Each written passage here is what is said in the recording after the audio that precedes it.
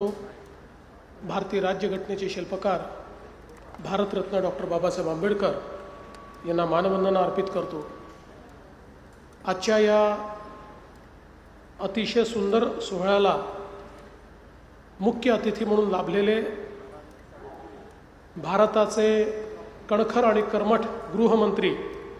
आणि सहकारिता मंत्री आदरणीय अमितभाई शहाजी, आमचे सहकारी लोकप्रिय उपमुख्यमंत्री माननीय एकनाथराव शिंदेजी, माननीय अजितदादा पवारजी, आमचे दुसरे सहकारी राज्याचे उच्च व तंत्र शिक्षण मंत्री माननीय चंद्रकांत दादा पाटीलजी, या ठिकाणी मंचावर उपस्थित दक्षिण कमांडचे प्रमुख लेफ्टनंट जनरल श्री धीरज सेठ, त्याचप्रमाणे मंचावर उपस्थित श्रीमती मेधाताई कुलकर्णी, श्री रवींद्र चव्हाण, एअर मार्शल श्री भूषण गोखले, श्री विनयजी सहस्त्रबुद्धे, श्री कुंदन कुमार साठे, श्री अनिरुद्ध देशपांडे, श्री पुष्करजी पेशवा, या एनडीएचे commandant vice admiral Shri Gurucharan Singhji, या ठिकाणी उपस्थित सर्व छत्रपती शिवरायांवर प्रेम करणारे आणि थोरल्या बाजीरावांच्या पराक्रमाने प्रभावित अशा सर्व माझ्या माता भगिनी आणि बंधूंनो, आज ही अतिशय आनंदाची गोष्ट आहे की एनडीए सारख्या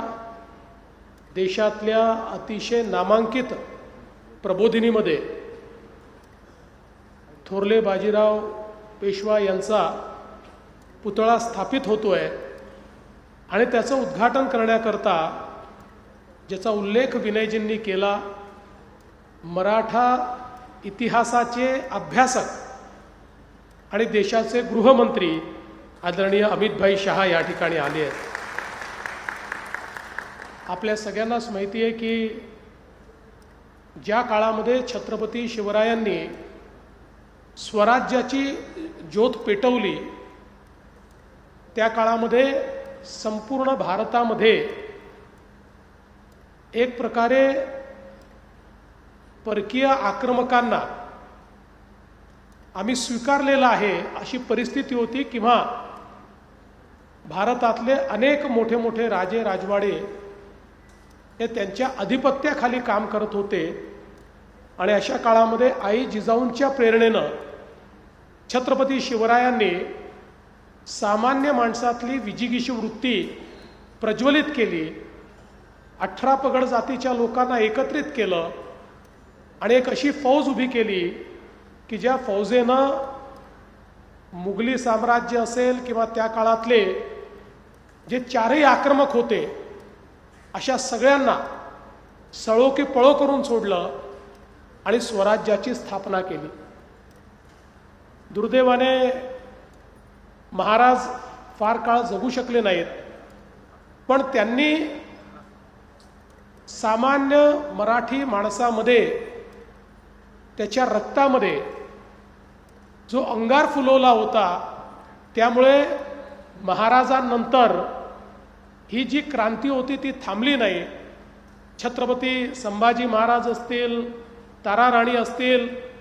यांनी ती सुरूच ठेवली आणि त्याच मांदियाळीमध्ये अतिशय वीर असलेले श्रीमंत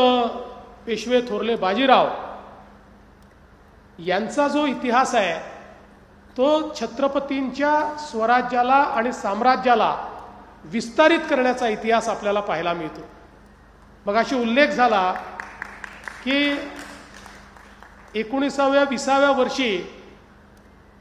पंतप्रधान पदाची सूत्र हातामध्ये घ्यायची आणि 20-21 वर्ष नुसतं लढत राहायचं। 41 लढाया, एकाही लढाईमध्ये पराजय नाही आणि मोगल असो, निजाम असो, पोर्चुगीज असो, सर्व प्रकारच्या शत्रूला नामोहरम करण्याचं काम हे थोरल्या बाजीरावांनी केलं। पश्चिमेमध्ये तर बोलबाला होताच, दक्षिणेमध्ये देखील साम्राज्याचा विस्तार झाला आणि अगदी उत्तरेला आपल्याला माहिती आहे की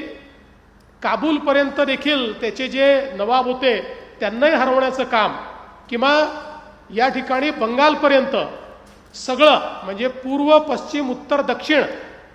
अशा सगळ्या त्या काळच्या अखंड भारतामध्ये हिंदवी स्वराज्याची आणि मराठा साम्राज्याची स्थापना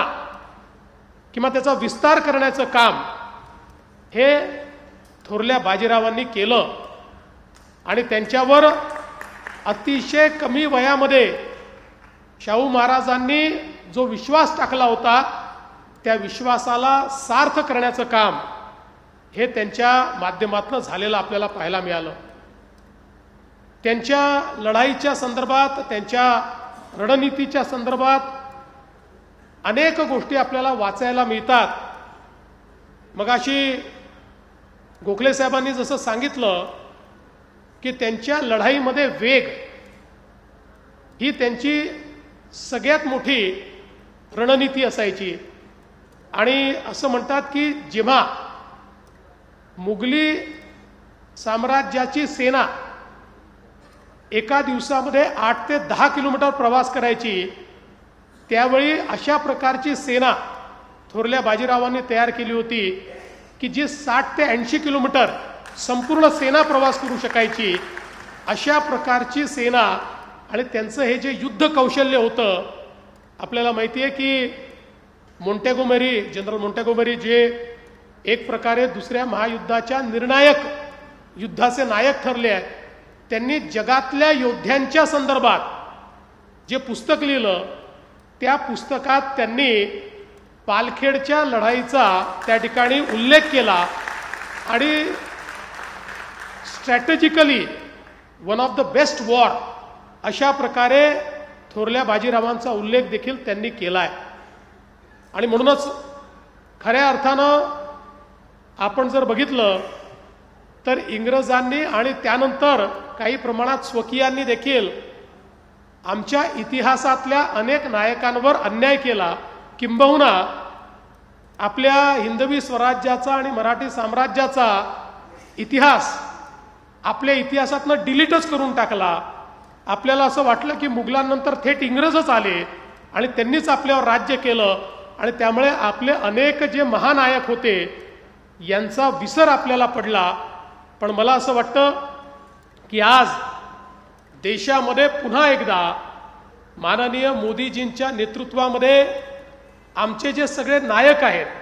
या नायकांना, आमच्या योद्ध्यांना, आमच्या स्वातंत्र्य सेनानींना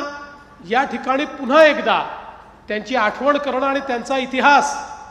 हा आपल्या पिढ्यांपर्यंत पोचला पाहिजे अशा प्रकारचा प्रयत्न सुरू आहे. आणि मला अतिशय आनंद आहे की अशाच प्रकारे छत्रपती शिवरायांचे एक सेनानी म्हणून त्याच साम्राज्याचा वारसा पुढे नेण्याचा प्रयत्न करणारे थोरले बाजीराव यांचा अतिशय सुंदर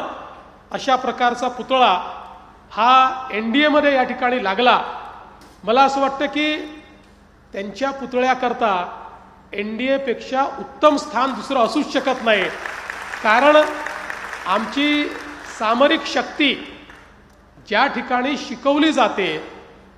युद्धनीती जिथे शिकवली जाते, युद्ध कौशल्य जिथे शिकवलं जातं, सैनिकी बाण्याची निर्मिती ज्या संस्थेत केली जाते अशा संस्थेमध्ये हा पुतळा लागणं हे अत्यंत मला असं वाटतं महत्त्वाचं आहे. आणि म्हणून या समितीचं मी अतिशय मनापासून अभिनंदन करतो.